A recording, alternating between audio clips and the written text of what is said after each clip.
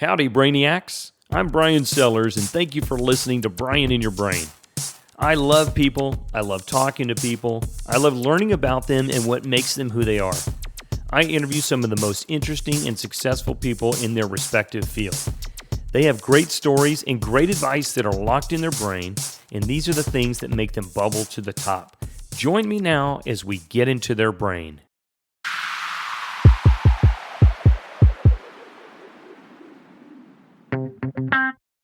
Launching in 3, 2, 1. Welcome to Brian in Your Brain. Welcome to Brian in Your Brain. I'm your host, Brian Sellers. Today we will get into the brain of our guest, John Garrett, CEO of Community Impact Newspaper, that he co-founded with his wife Jennifer in 2005 in Pflugerville, Texas.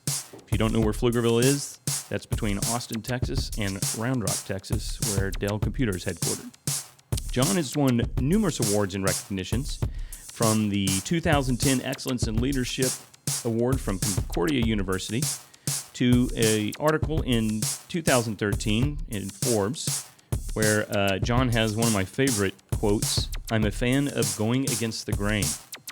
His walls at the office here are lined with National Newspaper Association awards, and with all of his spare time, he does speaking engagements with industry groups, community chambers of commerce, and is active with his church and family, and now at 20 newspapers in Texas. John has an 80% CEO approval rating on Glassdoor. John, welcome to the show today. Thanks. Glad to be here. Glassdoor, that was out of 10 people, by the way. So we've got to go find those 2 people and find out why they... Oh man, Glassdoor is the biggest scam. It's a big scam. Man, because it's really funny. It used to really bother me, I'd read that stuff, and then I realized, it's people looking for jobs that are on Glassdoor. And usually the people that are happy here have been here for a long time, and those that aren't happy here are on Glassdoor. Yeah. So if you're a CEO out there, don't worry about Glassdoor. That's what I've learned. Yeah. Okay. Well, in 2, I mean, anybody can write anything on there, and you can't defend it. So right. It's really it's funny. But 80%, by the way, is high. Is that right? On Glassdoor. So for Glassdoor, you look at other companies, and it's like 50 and 60% for the CEO. Again, it's because all those people got fired or quit because they hated it. So a key word in the title of your company is newspaper. Is that the fibrous stuff you hold in your hands and read words on? It's weird. It comes from pulp in a tree, and I think it's the future. I think that this whole newsprint thing is going to take off. Yeah. Well, I think what is the words I've heard? Print is dead. Yes. You believe that? Yeah. No. I mean, I'm glad that most of my competitors believe it, and but we don't believe that that people hate newsprint. We know that people love digital and they like to get news on their phone and it's very convenient and that kind of thing. But in terms of the business model and whether or not people will read it, the proof's in the pudding. And in fact, you guys just commissioned a building to put your own printing press in here in Pflugerville. Yeah, we're excited. It's we're going to open up a printing press, and it'll be opened in 2016, which is just amazing that we're building a printing press back, in 2016. But yeah, we're excited about it, and it's built for growth. And also, we have 20 papers, so we have a lot of volume now. Mm-hmm. And so it's a huge new project, and we're excited to bring it here to Pflugerville. And really, your paper is called Hyperlocal. Can you tell the listeners about Hyperlocal? Yeah, we like to say we're a hyperlocal before hyperlocal was cool. Hyperlocal is just this idea that, the daily newspapers or whatever kind of news that's out there, the New York Times or even magazines, they focus on more regional or national news. And so, even your daily newspaper, you might it's got a story on a suburb that's, 45, 50 minutes away from you, you'll never go to. And because of, how their processes work, they got to write these stories. And what we do is hyperlocal is like we focus on things that really matter to you. Like, so we try to focus on the areas around you, the businesses around you, the news around you that really matter. So hyperlocal just means that instead of being local like Austin, we're local like Pflugerville. And we're local in all of our 20 papers like that. Right, and you're not printing about burglaries Right. and crime and car accidents and things of that nature. You're reporting on what's going to be what is this highway going to do for the community, right? Yeah, I mean, it goes back to the roots of the company. And back in 2005, Jennifer and I didn't have any kids, and we lived in Round Rock, and we didn't care about Johnny kicking the winning field goal. Right. We didn't care about the librarian get the Teacher of the Year award. Right. That kind of stuff. We wanted to know when that stupid road was going to be finished, and we wanted to know when Starbucks was coming near us. And so, my roots are at the Business Journal, and so we kind of brought a business journal for the average Joe, and that's the roots of the content. And we found that people really want to know this stuff. Yeah. And where are you from originally? Yeah, I grew up here. Jennifer and I both grew up here in really Austin. We were in North Austin, so we're in Pflugerville School District. So back then there was only one school, one of each schools, I guess. Right. And so we both went to Pflugerville High School and graduated, and then we went up to Sam Houston, and then right after Sam Houston, I went to work at the Houston Chronicle. Oh yeah, and you got a lot of experience, obviously, at the Chronicle. Yeah. Then at the Austin Business Journal. Yeah, it was. Led you to this. The Chronicle was like the glory days of newspaper when I was there. It was late '90s, and we were just killing it, Yeah. But I was fortunate enough to be in some roles that really taught me about the mail business, the distribution business, certainly the advertising business, and it wasn't until I got to the Business Journal that I really understood the content side and how that works. And people receive your paper in the mail, right? This is not a subscription that they have to go to. So you're pushing it to them. Advertising is where you bring in the revenue. That's right. I mean, we have some subscribers that are outside our areas that want to buy the paper that aren't in the areas themselves. But yeah, nearly 100% of our revenues come from advertising. In being from the area, before you started your business, you talked to many successful people around the area to kind of float the business idea and whatnot. And some people told you it wouldn't work. Yeah, well, successful people. Yeah. Yeah, I mean, I think wouldn't work is probably a nice way that they talk. I remember talking to a really successful person, and they looked at when I told them we're gonna mail 60,000 newspapers out for free, and it was high quality stuff. Like the paper's really nice. Right. I mean, their response was basically, they basically repeated what I said. You're gonna mail out 60,000 newspapers for free. Let me see the revenue model here, right? It wasn't even that. It was like, you are an idiot. Right. Like, I mean, it was like I was there looking at a dead man walking. In fact, Right. the mayor here of Pflugerville, he talks about that, how his first thought was that, oh my gosh, this guy's going to lose his shirt. So yeah, I didn't get a lot. The Chamber of Commerce. I mean, the president, the Pflugerville Chamber of Commerce now. She's so apologetic because she feels bad about it. I'm totally over it. But when I walked into the Pflugerville Chamber of Commerce with the idea, I'll never forget. She was like, okay, before you quit your job. I'm like, I already quit my job. I quit. Yeah. So yeah, she's like, that will not work. And I'm just like, awesome. So, I mean, Not what did a lot that of do to your encouragement. confidence? I mean, obviously, you're going around, you're talking to these people are worth millions that you're talking to and have built up big businesses. I mean, what did you do to keep yourself going? Well, what helped me at the very beginning, I read a book called Visioneering by Stanley. And the premise of the book is a story about, he's a Christian author. The premise of the book is the story about Nehemiah, how he wanted to rebuild the wall. And he was the cupbearer to the king, and so it was a very dangerous proposition for him to even approach the king, like to even talk to him. But he knew that the wall needed to be rebuilt. Like, it wasn't like, hey, it'd be nice if we had a nice wall to look at or whatever, right? Like, Right. He knew to protect the Israelites that this wall had to get rebuilt, so he was willing to risk everything because it had to be. And that, to me, it was the same kind of feeling. Like, we live in the information age, but no one knows what's going on in their own backyard. Right? Yes. It had to be. Like, we have to do it. So it didn't matter. These smart people were telling me don't do it. It had to be. Like, we had to do it. So that is what kept me going. In your background in the paper, you knew it was needed. You felt it. Yeah, I definitely felt it. And I also knew the model. Like, I knew the business well enough that if I could get readership, and I was going to get readership through quality content, that I could sell ads. Sure. And so I knew enough, and I also had enough friends that were marketing directors or decision makers that I had known and done business with for a while.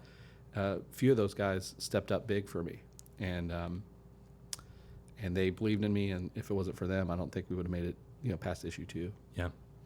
You and your wife Jennifer started the company in the game room of your house with a Southwest Airlines visa. That's right. Can you tell us that story and how that all went down? So like this, I probably had $50,000 or something like that in my 401k and at that time, and I knew that I could go get another job. Right. So I did a business plan, and it was really, I'm glad I was very naive at the time, because the business plan basically told me that if I could get, $40,000 together, I could pull it off. And so, I went through all the routes. I went to talk to bankers, and the money's a lot easier now than it was back then, but it was still pretty easy back then. And I was getting these convenience checks, from our credit card company. It was like 1.9% for the life of the loan, as long as you don't miss a payment, right? Right. If you miss a payment, then it's like 25%. Well, so the pressure's on. Yeah, the pressure's on. Pressure's on at this point. So yeah, the risk was the same to me. If I go get a SBA loan, or if I go get whatever, it's on me. And so I knew, and Jennifer knew, that if we took this $40,000, so I called Southwest Airlines and I said, hey, I'm looking to do some work around here. And I kind of made it sound like I was going to do a home improvement loan, right? But I literally was doing work in my house. In your house, yeah. And so I was like, can I get my credit increased? And I had good credit, and they said yes. And they said, what number? And I said, how about $40,000? And I think I went from like $12,000 to $40,000 on the line, and they said yes. Wow. And then of course the next day I write this check, take it to the bank. I remember I have a picture somewhere of it. I remember the check, the cashier's check or whatever, or the actual Southwest Airlines check that I was writing, and deposited, and we were off and running. And that first check, that first loan, went to printing that first round of the newspapers, volume 1. Yeah, actually most of it went to our printer was very generous and gave us terms, which is crazy. Like they were crazy to give us terms. They believed in it. Yeah. Well, I don't know. I feel like God kind of helped pave that path for me, because it was like, I think the printing bill for that first issue, I can't remember total, but it was like $10,000 or $12,000. Right. They're giving me $10,000 or $12,000 credit. Like, I have I mean, they should not have done that. They don't know you, right? And yeah, they didn't know me. Right. And but they did, and so I had that going for me. The post office was not. I mean, that's prepaid. The U.S. Post Office does not take credit. Right. So I had to prepay that. I had employee costs, and I had, our first issue, we did this huge map of the toll roads that were being built here, and this is before Google Maps, right? Mm-hmm. Like just the image. That the company charged me $2,500 just to use and print the image. Wow. And so a lot of production costs and employee costs, but that's where the money went. And I really can't say that my wife would put up, working with me side by side. How do you guys do it? I know you're an extrovert, right? Jennifer has called herself somewhat of an introvert, right? Yeah. Does that help?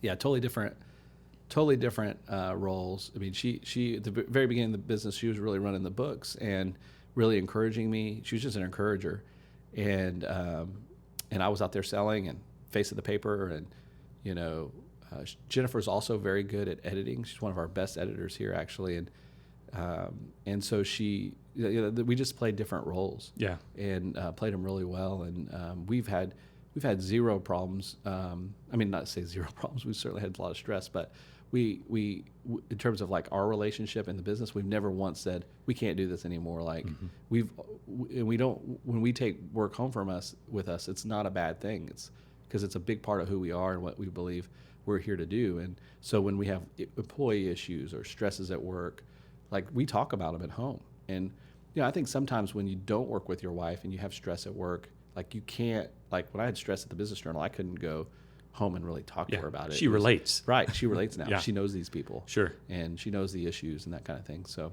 it's pretty exciting. Yeah. And really, with that, I think that I've seen in most startups, if the executive management doesn't know and have a defined role, they fail.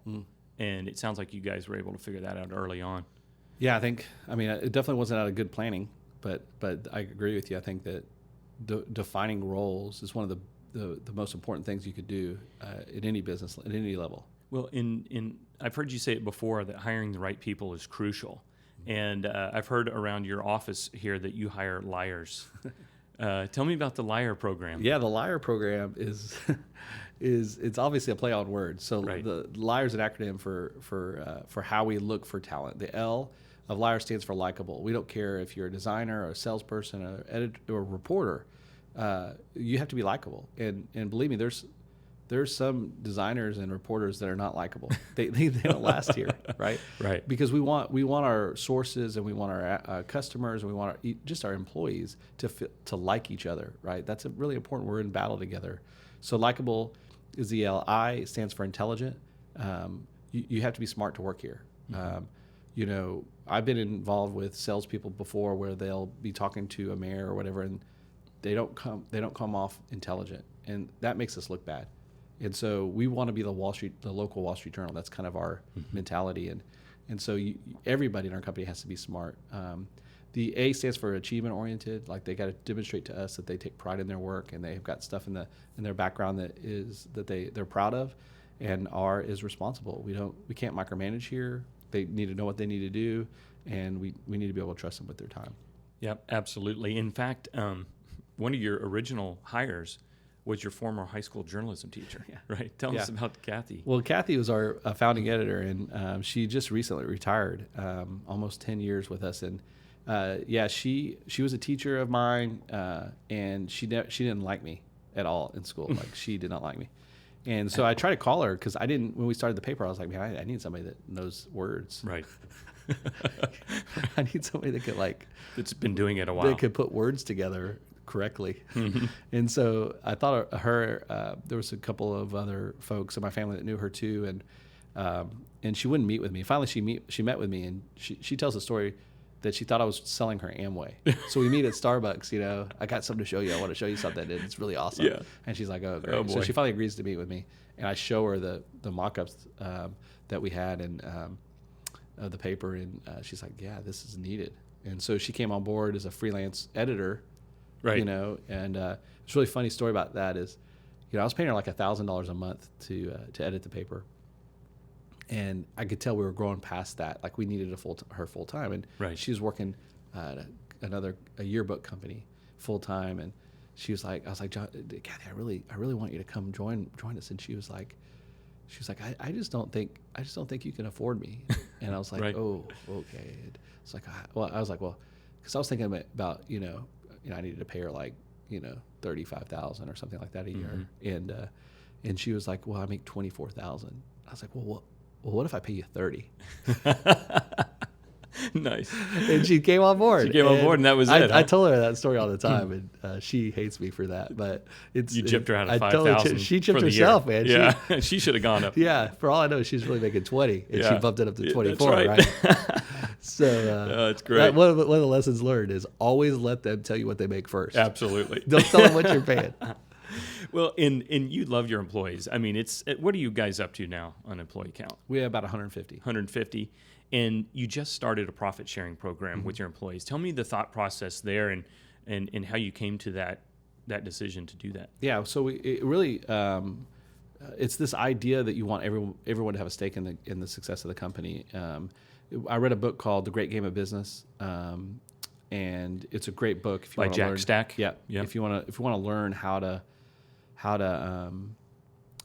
roll it out, it's basically it's an ESOP program, but we don't have an ESOP. So Jennifer and I are the only shareholders right now, but basically it tells us this idea of like how important it is to open books. It's open book management. Mm-hmm. That's what we do, and so we share our profit and loss every month with our staff. They know how we're doing. They know the forecast for the year, and the idea is that they will then make good decisions based on that. Yeah, and it's been really awesome. So we at the end of the year we take it's a discretionary bonus, and we're very clear about that. Like we tell them this is a discretionary bonus, right? And so, but because you never know what's going to happen, and you got to be honest with your employees about that. But we take 7.5% of our net profits, and we share them with employees. We do a 50-50 with that, where 50% of it's based on tenure and 50% of it's based on employee performance, the review. Wow. So it kind of is nice. It rewards both the new and the old. Smart. And I hear that book quoted very often, The Great Game of Business by Jack Stack. Several people that I've talked to that own their own business quote that as probably one of their top reading choices for sure. John, can you tell us what is the most difficult part about running this business? I think the hardest thing that if you're a growing company, the hardest thing you're struggling with is operations. And you've got all sorts of things. You've got like people, like hiring the right people is a real stress, right? So you got to, we have an amazing HR director here that has just done an amazing job with that. So you got to have the right people in place to make that happen. You have to have the right people in place to make the right people choices happen. You do. And then, financially, you always want to make sure you're taken care of from a cash flow standpoint. We've been fortunate in that regard. That hasn't been a big stress point for us. Our biggest stress point has got to be operations. What people, our business is really complicated. Like people think, oh, you just put a newspaper together and send it out. We do some things from a targeting standpoint for advertisers that is unbelievable. Really, we might be the only one in the country that's doing what we're doing. Anybody can do it, but with my background and the things the way we built the foundation of the company, we do some pretty amazing targeting things. And that as you grow, every time you grow a new paper, every time you grow a new market, you those operations become more and more stressed. And so the last 2 years, we've been investing a lot of money in building our own information management system. We try to go through Salesforce and all those companies, and we had a hard time with our unique model of using those software solutions. And so we said, hey, we're going to build our own. And so we have developers here that are building our own. It's amazing what we're building. This infrastructure is pretty amazing, but it is very difficult. And so, you always want to be thinking ahead of operations. We've always done a good job of when we know we need to hire somebody right before it's about to break, like we can sense it, and we invest in that position, and it's always paid off for us. But operations for us, like sometimes operations happens on the back end of success. I've heard you have this. Success. Yes. You have success, and then you're like, oh man, well, if I could give any advice, the biggest challenge that we're facing with is trying to stay on the front end of operations and anticipating what we're going to need in the future with operations investments. And speaking of expansion, are you looking to go outside of Texas? Yeah, we really believe that everyone would like our product, and we think we have a unique product. And so we have been looking at like a few cities. There's a couple of publication companies that are out there that have done a really good job lately of expanding.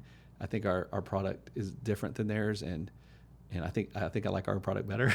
So you're watching those models, see where they fail and where they succeed, and we're just inspired by them, frankly, like that they're doing such a good job of growth. And it kind of inspires me, like, well, wait a minute, like if they can do it, like maybe we can do it too. And so yeah, we're looking at that. It's that's a big step, and because if we do that, then that changes a lot of things. And so, having it here in Texas, you're able to control in the product the way you like it. That's right. And I read Truett, Cathy's Chick-fil-A book. It's not really that great of a business book, but I always like to get into the mind of these entrepreneurs. And I know what you mean. And he there you go. See, you and Truett.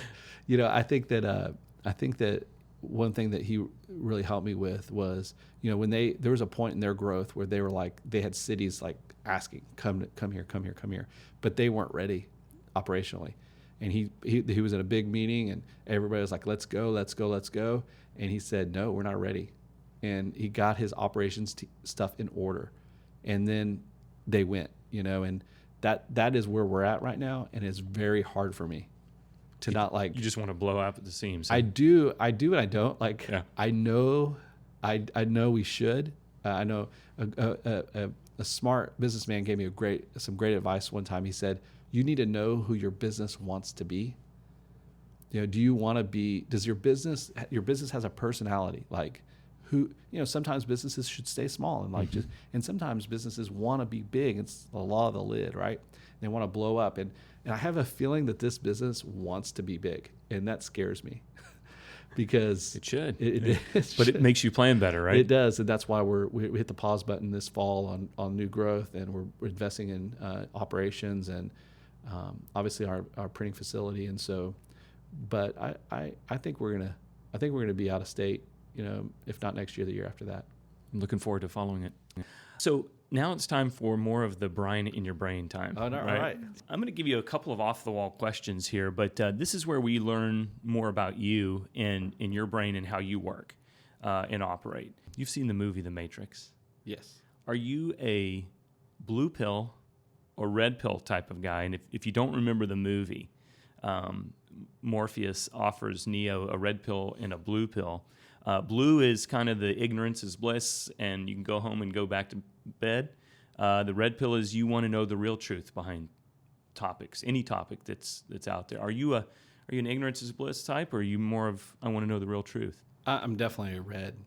Yeah. I'm definitely a red. I think every time you're taking risks in business, you need to understand what the real deal is. Now there is a little bit of ignorance is bliss to that too. Like if I knew in October 2005, I'm sorry, if I knew in September 2005 what I knew in October of 2005, I might have been scared, right, to do what I did.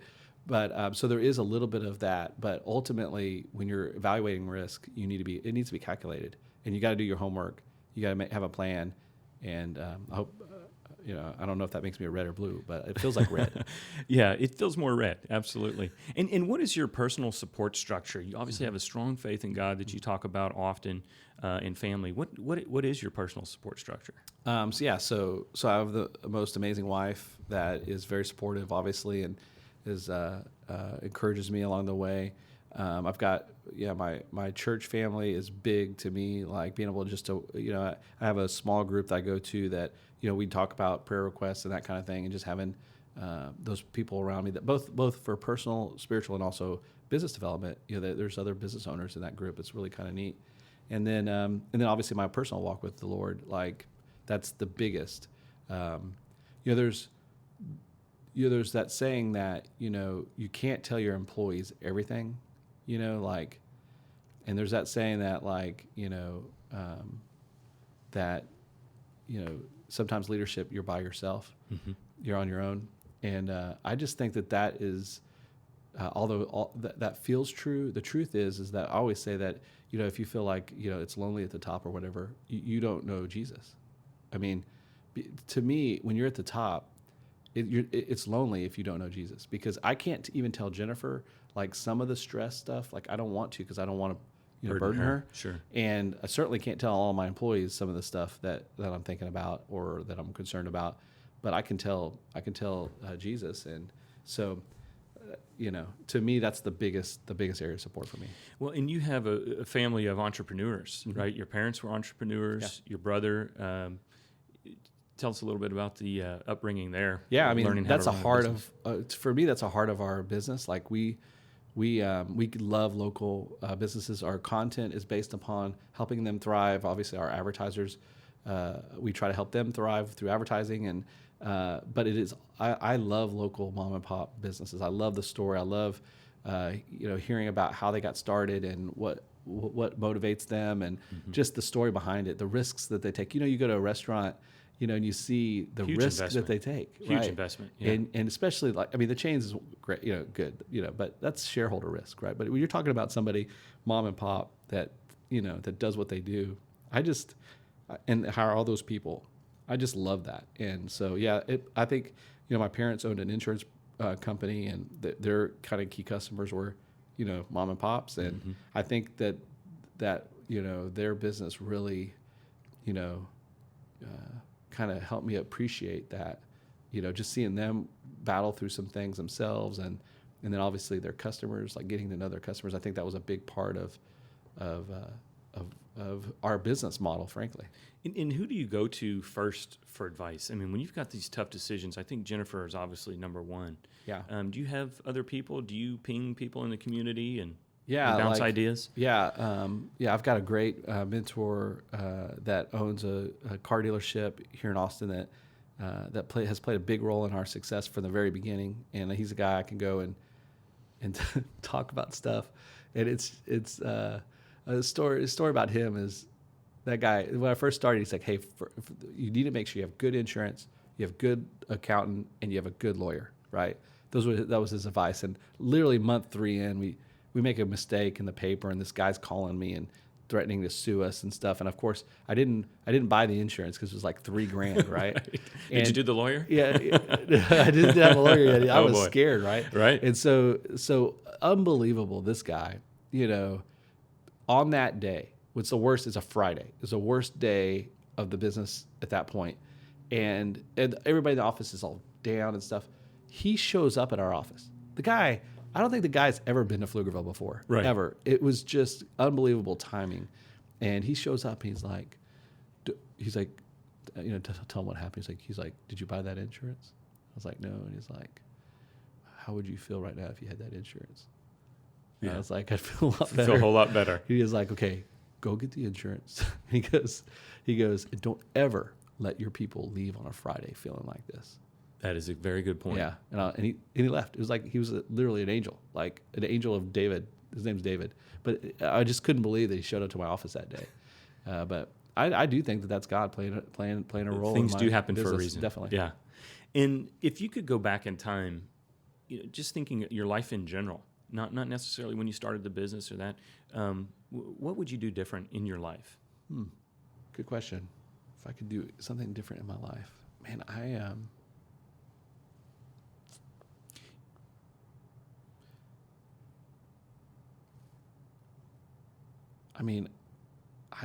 can't think of anything that I would do different. Like maybe practice golf a little more. Like I can't. I mean, you just played Pebble Beach for your 40th birthday. I did. And it kicked your rear end. Huh? It did. Maybe that's why that regret is so fresh. Right. No, I think everything. I was very fortunate to, I met good friends in high school. I met good friends in college. I married my dream girl. I had a good. I mean, I don't. Nothing comes to me. I'm like, man, I wish I never had done that, or wish I'd done something different. Nothing is like, key to me on that. But maybe when I was 30, like I wish that I worked out a little more because I hit 35 and it was tank. Yeah. So I maybe like that. And I was serious. Like I wish I practiced a little more golf. Because I played in high school but I didn't really take it that seriously. Like not like I wish I had. So well, and I asked that question of a lot of people, and for me, this interview is not about me, but things happened in my life that molded me into what I was. Take, for instance, all the rejections I got in high school made me get a better sense of humor. Yeah. Right. And I learned to laugh at getting rejected by girls and had to find a way to make them laugh and like me. Yeah. So that's a great answer. Yeah. Golf's a great sport. And really with all the stress, I mean, you talk about the different decisions that you have to make and, you've got payroll on your shoulders and whatnot. What do you do to keep from just losing it? You meditate, drink heavy. What do you do? And really, let me point to a story you once told me about. When you were in Little League, you were pitching. You got really frustrated on the mound, and somebody gave you some great advice. But what do you do now to? Was that after Little League I threw the ball down and that's anger? It. Yeah, that's the story. Yeah, for me, ultimately, I think, it's really about remembering who I am, and that remembering that this is all temporary. Like, every bit of the stressful situations that I've been in, and I've been in a lot, where I have been like, I don't know what to do, and I get on my knees and I pray, and I can't even remember all of those situations, right? And so it's so temporary. So I think for me, what I'm trying to do better and more is when I'm in one of those situations, I'm trying to recognize it as the moment in time that it is, and know that literally a year from now, I may not even remember what was going on. And so how you respond in that moment can have consequences that last longer than they should. Sure. And so if you're super stressful in a moment of time and you say something or do something that can have longer consequences for that issue, then you've just made that issue win. And instead, if you take that issue as a moment in time of what it is, you kind of kill it, and it can't overtake you, or it can't be more than what it really is. If you make a good decision to recognize it for what it is. Sure. But we can get all bent out of shape, yell at somebody or whatever, and that causes like consequences that way extend beyond what that moment of time. Oh, the ripple effect right. is, yeah. It's sometimes a painful thing, but and really too, that story you told me about throwing down the baseball, I think somebody came and said, "Hey, you need to. This is temporary, right? You've got a situation here that is, you're 12 years old, yeah. Yeah. But you understand the bases were loaded, and I could not throw a strike. And I think their coach knew it, and like he told them, take, Right. take. I think I could That's hear great. him take, and I was really mad. Yeah. But yeah, and you're competitive, right? I mean, Yeah. you've been competitive your entire life, and obviously that's helped drive you to where you are today. right, no question. Yeah, I want to win, and like it was funny at Pebble Beach. I just remember somebody gave me, "Hey, listen, when you're at Pebble Beach, it doesn't matter. Like your score doesn't matter. It's so beautiful." I don't know what that guy's talking about. Like You were thinking, I got to score good. I was like, man, I want to get I would like to get at least one par at Pebble Beach. And I got one. hole 7, I think, is what you. A hole 6. Hole 6. No, hole 7. That's right. Par 3. Par 3. Little 85-yard par 3. I played for the Whites, and I got my butt kicked. But yeah, it was like 85-yard. Yeah, I did par it, which is kind of cool. But That's great. But I still cared about my score. Yeah. At Pebble Beach. Yeah. And And who would you say you've mentioned a lot of people today, who influenced you the most in your life?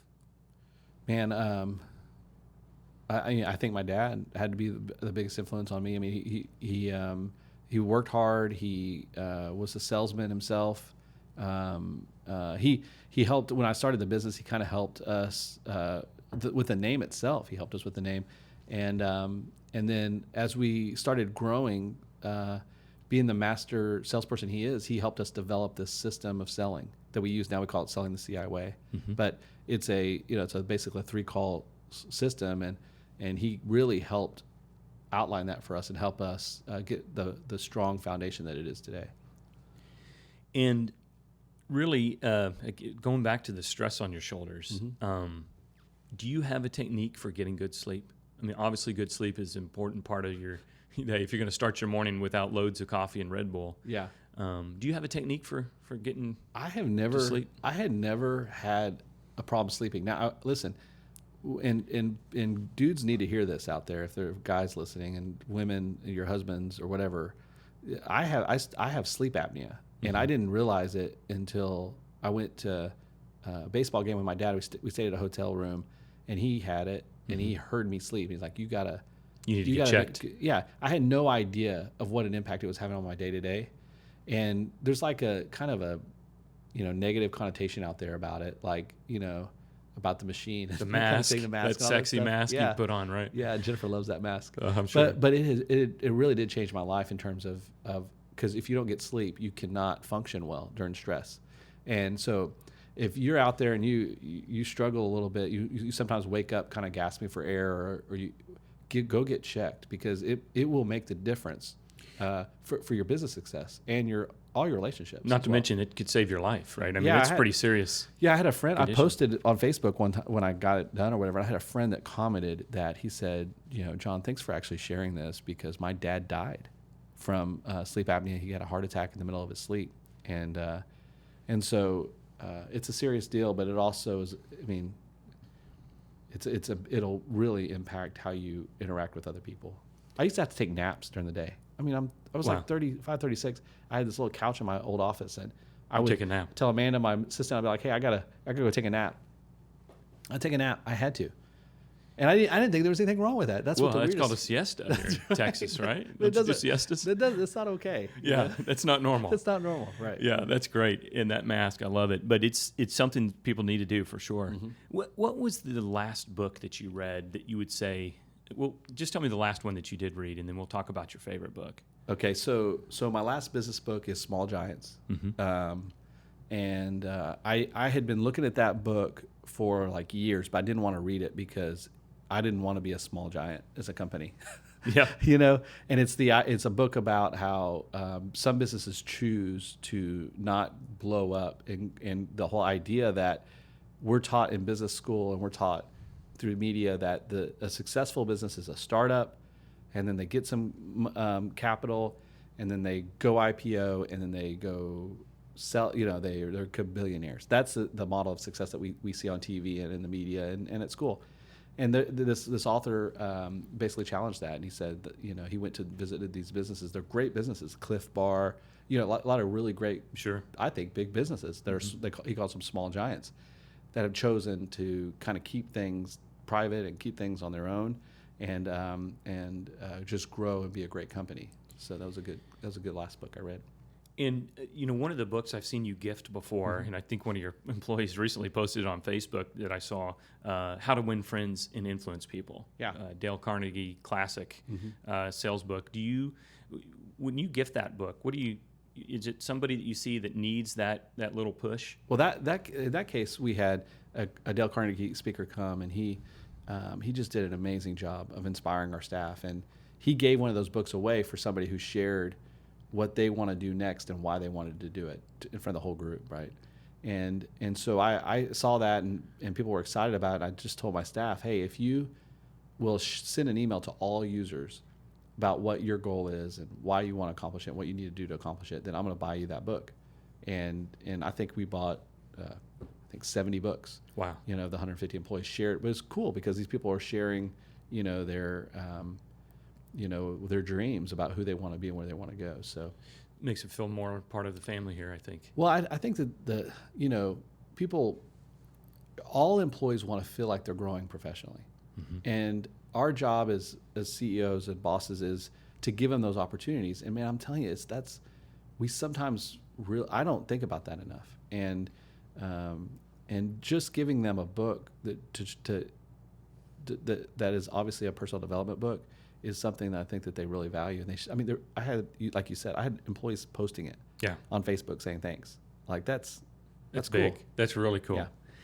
And on your smartphone, what app do you use the most? Oh man, unfortunately, definitely I have an iPhone now because you made me get off Android, but I have an iPhone app now, so I have to open my Gmail app the most. But beyond Gmail app, I use Facebook and Twitter probably the most, but I really don't want to do that anymore. Like I go through these moments where I delete them, right? Because they take too much of my time.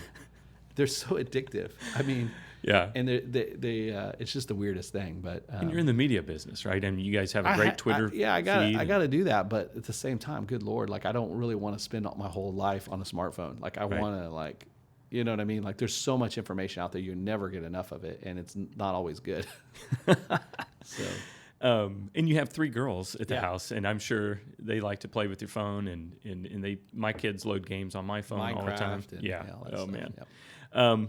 It's really their phone. Let's be real. Let's be realistic about the whole thing, especially when you go to a restaurant and you want them to be quiet right. for just 5 minutes. That's just fine. Is there something that you do in your life that you think other people don't? And I'll give you an example for me. I tip my dental hygienist. Wow. And everybody's like, you do what?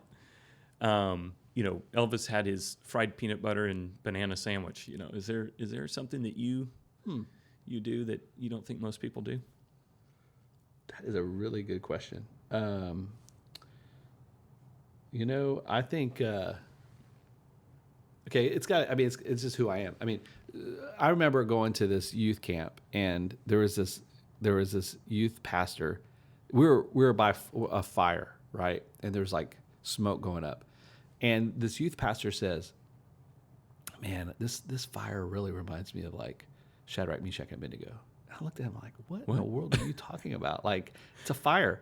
but like I kind of admired like how he saw like God and saw in just everyday life. And so I kind of just one day, just through friends of I just prayed that. So like, I wish that, I would do that more just during the day and seeing him. And like, even when I was at Pebble Beach, there was a moment there that I was looking at, if it was par 5 on the backside there, and it's up against the Pacific Ocean. And I wish I could describe it to you, but it's, cliffs and ocean, and it's 72 degrees. It's beautiful. Not a lot of wind.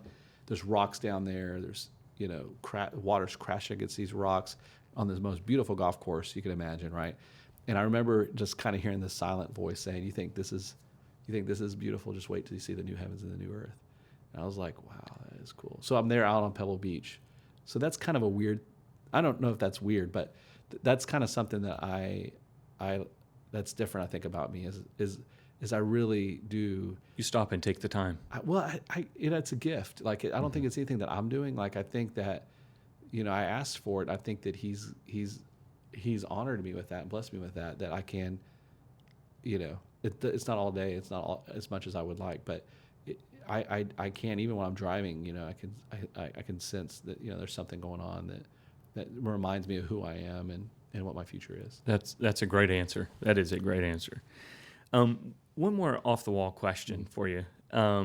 If you could be president for today, right? No lobbyists, no Congress to have to pass things through, nobody pulling your strings. What would you do to benefit the United States? The first thing I would do is I would say we live in the best place in the world. I would get all the negativity out of there. I mean, all you see on media, all you see on the news is negativity, and it's either things that people are doing bad. It's,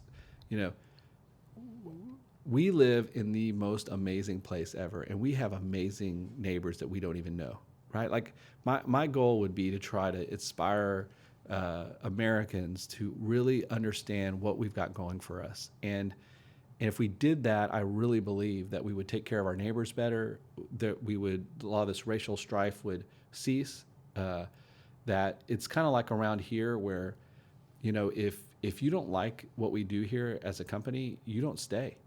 And I really don't think that people, if we really as a country were more positive and we saw things for the way they really were, we would fight evil easier. Like ISIS, they wouldn't have a chance against us, right? They wouldn't have a chance against love and a unified country. And the hate groups, they wouldn't have a chance. They wouldn't have a chance. They would be so insignificant. We wouldn't be writing their stories on CNN and watching them, because we'd be like, those people are nuts. And I don't care. I love my neighbor, right? And so, and then the TV stations would do much better. Like, they would get a lot more advertisers, right? Because people would watch them, and because it is uplifting news, and it's actually reality. Yeah. The negativity is not reality. The reality is that we live in a great place, and we have a lot going for us. And if we focus on more of the positives, I think we can overcome the negatives as opposed to focusing on the negatives. So that's the first thing I would do. So you're going to put your name on the ticket here? Yeah. In 2015? I might.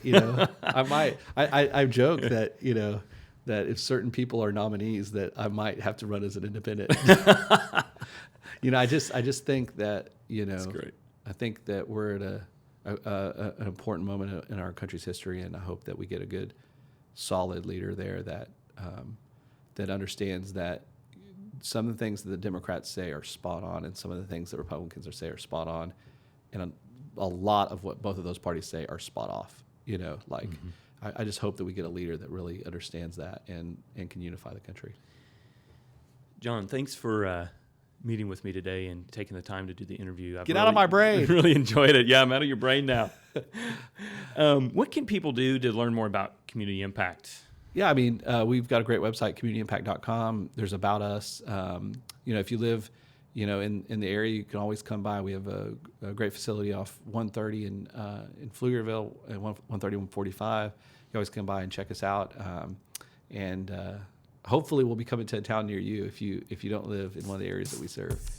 Great, John. Thanks again for the time. Thank you. Appreciate it.